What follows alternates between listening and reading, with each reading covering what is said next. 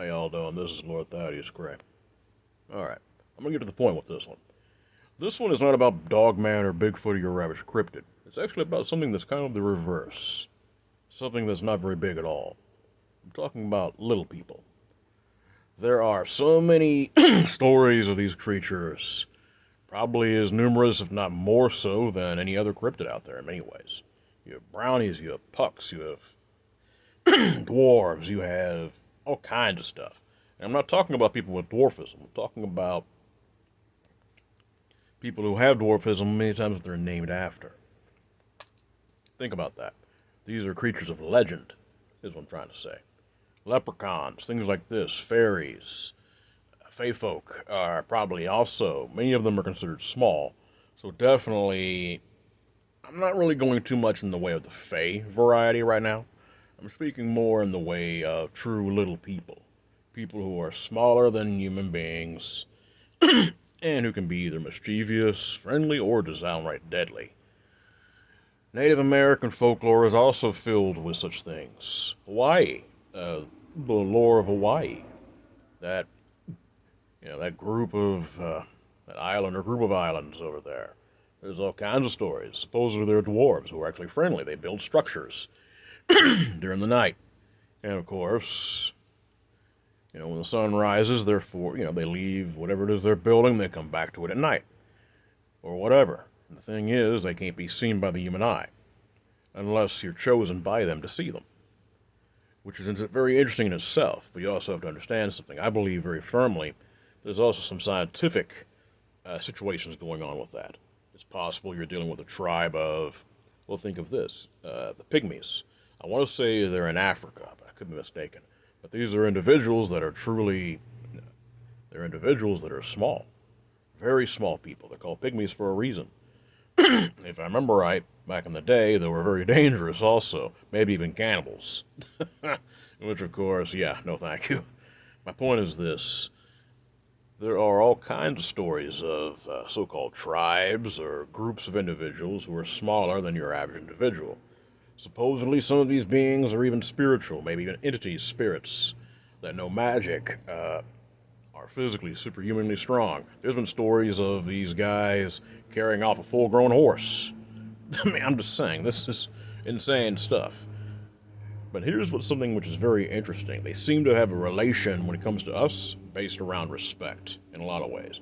You respect them, you maybe even offer something to them, they'll respect you back. But if you disrespect them, they make your life a living hell. And possibly drag you to it. Just leaving it at that. That in itself makes these beings so fascinating. You have to understand something. There are types of, I would say, not proto-humans, but pre-human beings as we know them. Possibly as intelligent as us now. Just a different offshoot of us human beings being connected with primates. There is actually a type of individual, I think, called a hobbit. I'm not talking about from Tolkien's lore of Lord of the Rings. I'm talking about scientific. Look it up. There was a type of small humanoid being, prehistoric, supposedly one of our ancestors, potentially, just like the Neanderthal, that were called hobbits.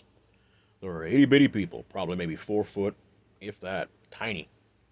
So I'm thinking it's a possibility that some of these little people that have been seen are actually maybe an unseen or undiscovered race of type, pygmy type individuals. They're smart. They know how to keep away from being seen.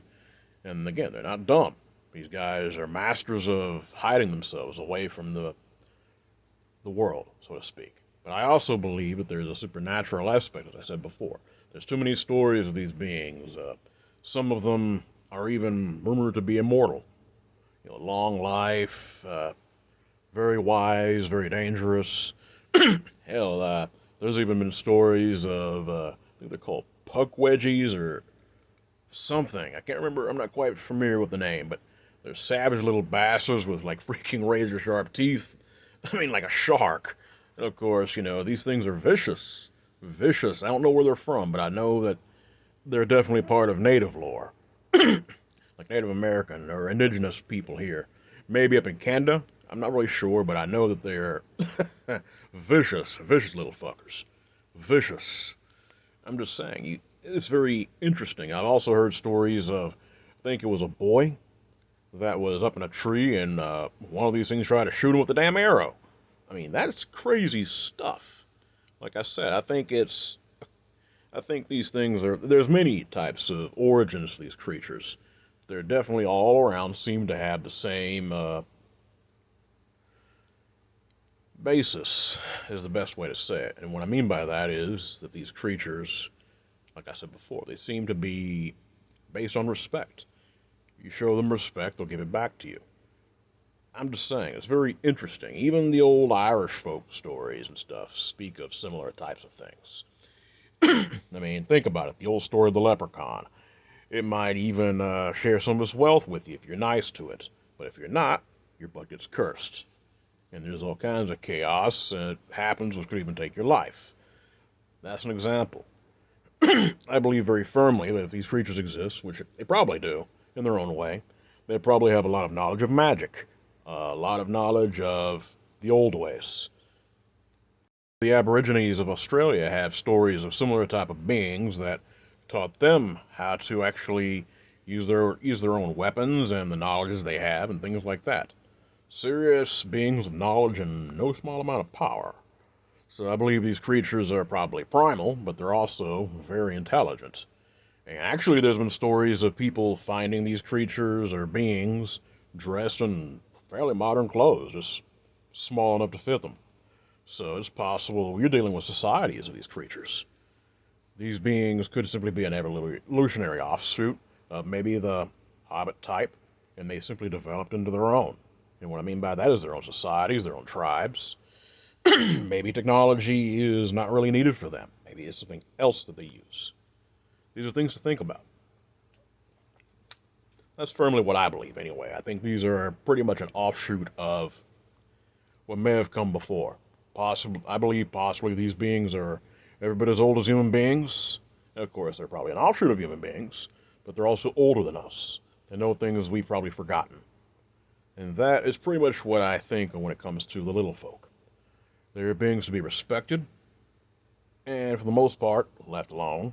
But that's just my opinion. There have been too many people I've come across who have run into something like this, and I'm just saying, there's too much to deny that there is something out there. I'm just going to leave it at that. I'm the producer for Dark Waters Entertainment. If you have had a cryptid sighting or encounter or a spiritual encounter, hit me up at westvic@iamdarkwaters.com. You guys be blessed and be safe.